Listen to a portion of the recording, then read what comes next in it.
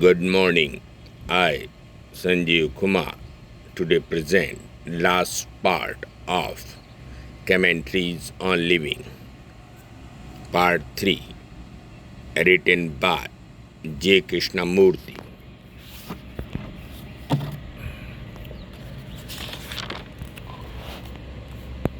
Attention is a strange thing.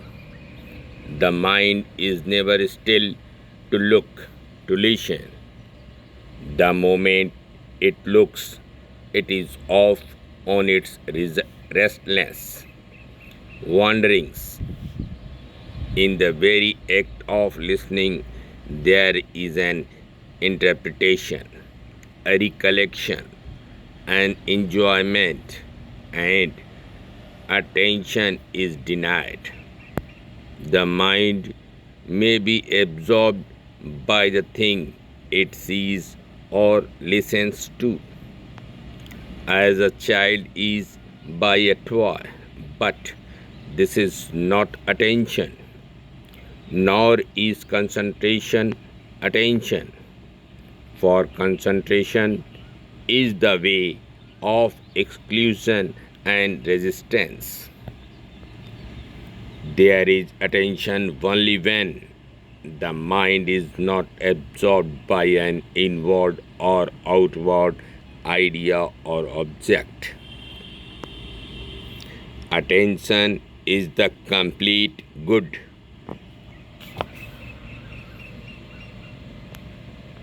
The occupied mind is a dull, routine mind.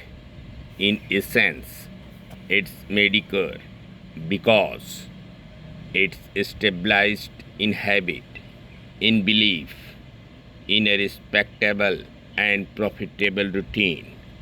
The mind feels secure both inwardly and outwardly. Therefore, it ceases to be disturbed. I ask myself, what have you done with your life apart from your family and your job? What have you actually accomplished? What do you mean by self knowledge? It is to perceive the ways of your own mind. It is to learn about your cravings, your desires, your urges and pursuits, the hidden as well as open. There is no learning where there is the accumulation of knowledge. With self knowledge, the mind is free to be still. Only then is there the coming into being of that which is beyond the measure of the mind.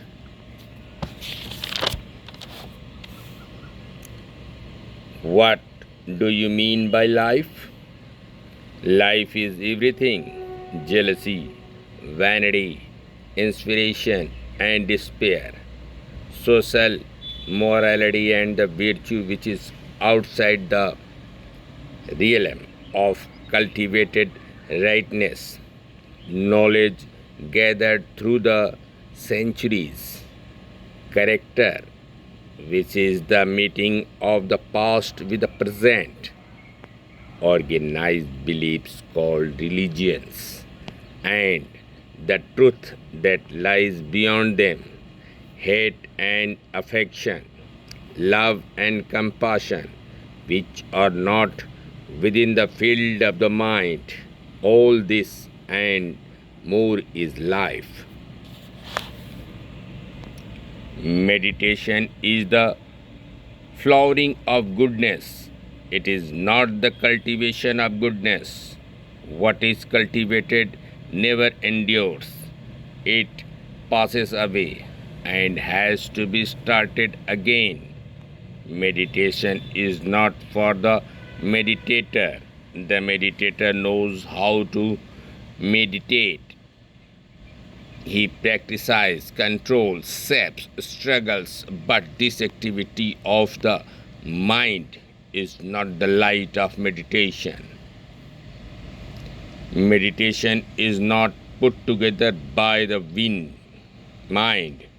It's the total silence of the mind in which the center of experience, of knowledge, of thought is not. Meditation is complete attention without an object in which thought is absorbed. The meditator can never know the goodness of meditation. What is total action? It is certainly not putting together of various activities.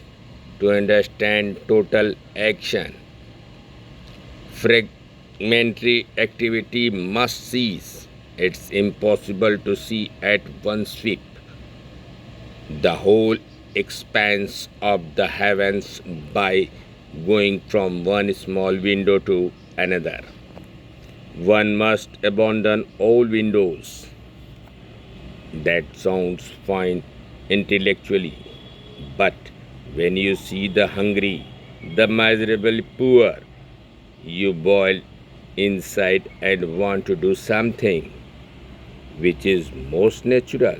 But mere reform is always in need of further reform, and to carry on these various fragmentary activities without understanding total action seems so mischievous and destructive. What was done yesterday can be undone today. There is no permanent continuancy of anything.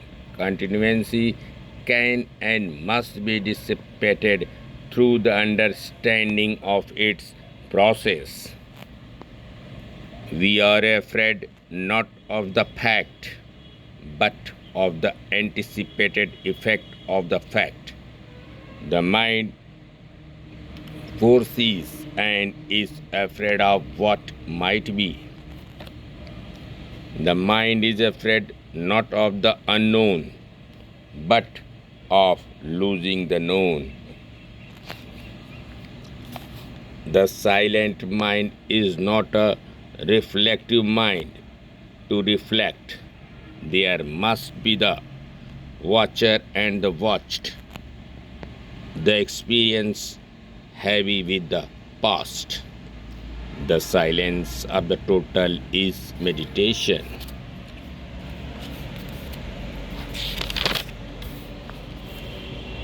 Time is important, but is time also necessary for the realization of the Supreme?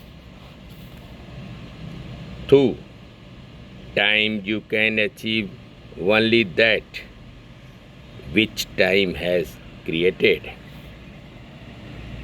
The mind thinks in habits. It is conditioned to gradualize and has come to regard time as a means of achieving freedom from violence. Why does the mind form habits? The mind forms habits in order to be secure, safe, certain, undisturbed, in order to have continuity. Memory is habit. To speak a particular language is a process of memory, habit. But what is expressed in the language? A series of thought and feelings is also habitual, based on what you have been told, on tradition, and so on. Silence of emptiness is not the opposite of occupation. All opposites are within the pattern of struggle. It is not a result, an effect, for it has no motive, no cause. All cause-effect is within the sphere of self-centered activity. The self with its occupation can never know this intensity of silence, nor what is in it and beyond it. Organized religions merely condition the mind to a particular pattern of thought. If we left the religious organization to which we belong, we would feel lost, and sooner or later we would pick up another belief with which to deceive ourselves and fill our own emptiness. The attraction of the old way is strong, and we lazily follow it. Thank you.